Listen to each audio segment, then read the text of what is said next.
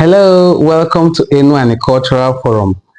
In case today is your first time of coming across our videos, please hit the subscribe button and also hit the notification bell so that when we put out videos, you'll be among the first set of people to be notified about it.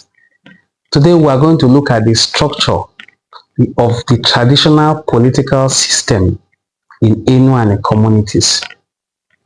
Last time, we looked at the traditional political system and how it is rotated in Iselazaba. Today we are going to look at the general structure of the traditional political systems in Enu communities. So today we are going to look at the structure of the traditional political setup in Enu. The head of the traditional political system in Enu is called Obi, Eze, or in some cases, Okpaluku. Now, he is the custodian of the culture and tradition of the people. In communities, ancient communities like Ubuluku, Iseluku, Ogwashuku, Okpanam, you have Obi as the king of the community. In places like Asaba, you have the Asaba of Asaba. Whereas some communities have their Obi, the overall leader is called Asaba. Now, in every community or in most communities, you will have the Obi as the head and the overarching ruler of the community. If it's a pyramid, because what we have is usually the pyramidal monarchical system with the Obi at the apex of the pyramid. Now, after the Obi, who is the king, you have the council of chiefs, who are called Idime or Idima. They are usually up to 9 chiefs. Depending on the community, the chiefs who are listed in this council of chiefs may differ. But names like the Iyase, who is the prime minister of every community, will be mentioned. Names like Onishe or Onihe, as it is called in some communities. Some call it also, like you heard in Iselazaba, instead of Ogene, they call it Ogele. You have the Ojiigu, you have Ojunwa in places like Ubuluku, who is like a provost, which we call Oga. We have the Ojiiba, we have Odafe. These are the members of the council of chiefs in every community. Now, there are so many chiefs. In communities like Ubuluku, there are 3 classes of chiefs. Generally, there are 3 classes of chiefs. We have chiefs in Okwa Onishe, who are a group of administrative chiefs. In this group, you will usually find the locals, the indigenes, the owners of that community, because they wouldn't want to be involved in other class of chiefs that will do either a denigratory role or a role that will put them in a position where they will have to be involved in war. So they are part of administrative chiefs. The administrative chiefs may constitute the Odafe, but the head of these administrative chiefs, the overarching head is usually the Obio, but the head of these administrative chiefs is the Onishe, who is the choker of the Obi, the one who announces that a new Obi is on the throne. In fact, there's a saying that it takes Obi to have Onishe. It also takes Onishe to have an Obi. So each community has his or her own Onishe. Now, we also have the class of chiefs called the war chiefs, the defense chiefs, and it is headed by the Iyase.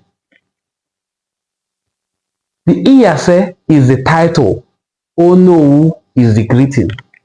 Just like the other one in the class of administrative chiefs, Onishe is the title, Ogene is the greeting that goes with it.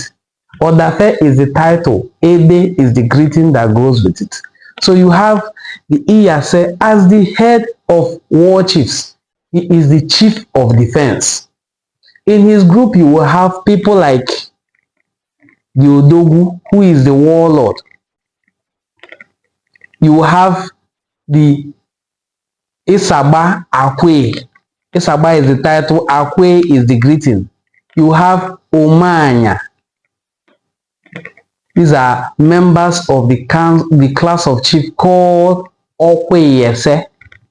The head of this class of chiefs is the Iyase himself. Iyase is the title, Ononwu is the greeting. Ononwu is a short version of Ononwu. Now, Idike Nemadondo Koye no Always Iyase he is in charge of overseeing war or destruction. That's just it. Now, the third class of chief is Okwa Ojiba. Now, the name of this title is Ojiba. The greeting is also Ojiba. Now, Ojiba is in charge of all the palace chiefs. There are so many palace chiefs. Chiefs like Owele.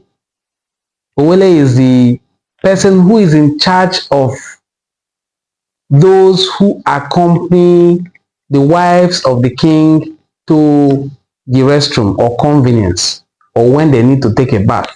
The people in this class of chiefs are usually eunuchs. In fact, most people in the class of chiefs as palace chiefs are usually eunuchs to avoid them getting involved sexually with the queens or the king's children. Now, there are other members of the class of chiefs called Okwa Ojiba. There are some too who are just messengers in the palace. There are some who are like spokespersons to the king, because the king doesn't just talk. For instance, particularly, there is the Army Igbo, who is in charge of assisting the king when the king wants to bless or raise kola nuts.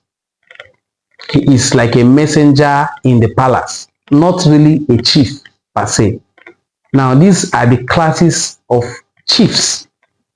The title of chiefs under Okwa Ojiba. Remember, we said there are three classes of chiefs.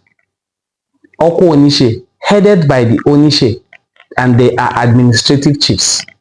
Okwa Iyase, headed by the Iyase, who is the defense minister and prime minister in most Enuane communities. And then we have the Okwa Ojiba, who is in charge of the palace chiefs. Now, I hope you understand this setting.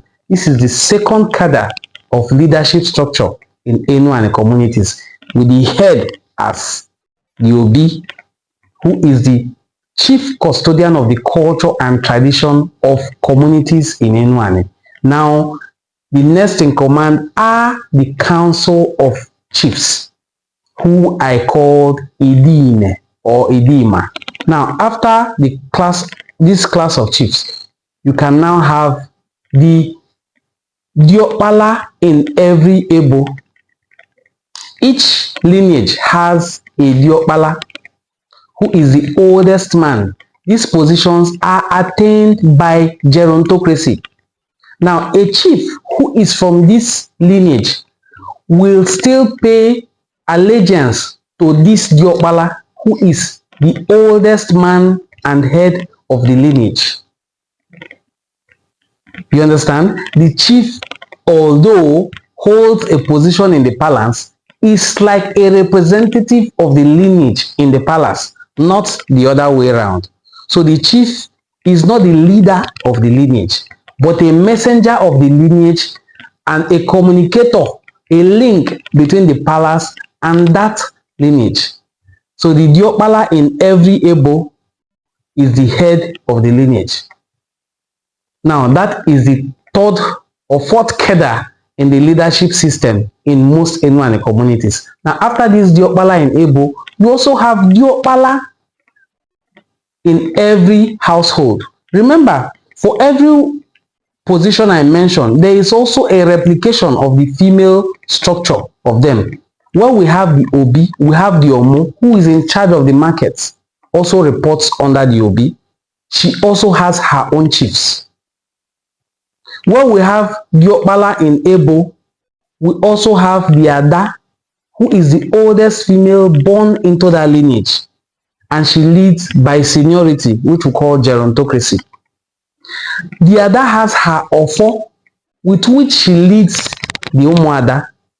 The Okpala also has the Ofo, with which he leads all the male and also the women in the lineage. Now, to become a Diokpala, you must be born into that lineage by right hand. By right hand, I mean it must be your patrilineal lineage, not your mother's lineage. If a man for any reason goes to his mother's lineage to live in, he will have 4 men ahead of him before himself. It takes 4 men to build a lineage. Remember, as Igbo people, we have a very, very important traditional sentimental attachment to the number 4, which is our 4 market days. We'll discuss that in another video. But if a man lives in his father's lineage, he can go ahead to lead that Igbo. If a man is assimilated into a lineage, he is not from that lineage. He will also be the same with that man who I said earlier that 4 men will choose before him, or her, as the case may be. Now, after this, you have the Diokpala Ezinono. In every family, there is a Diokpala who is the oldest male in that family. There is also an Ada who is the oldest female in that family. How disputes are settled is first in the Ezinono, which is the household. If it fails to settle in the household, it can go to the lineage. If it gets to the lineage and it is not settled, it can then go to the palace. It is not every dispute that makes its way to the palace. You see, this is the traditional political setup of the Igbo traditional society in Enuani. I hope you enjoyed this video. If you did enjoy this video, kindly please share the video to your audience and give us a thumbs up. You can also encourage us by giving us super thanks and subscribing to our channel. This is Enuani Cultural Forum, and my name once again is Onwode Ngozi Chukwuka Fortune. I'm your host, and we will continue to put out more videos that are very interesting. Kindly look through our channel. You'll find more videos you will find very, very interesting to watch. Do have a very pleasant day. Thank you.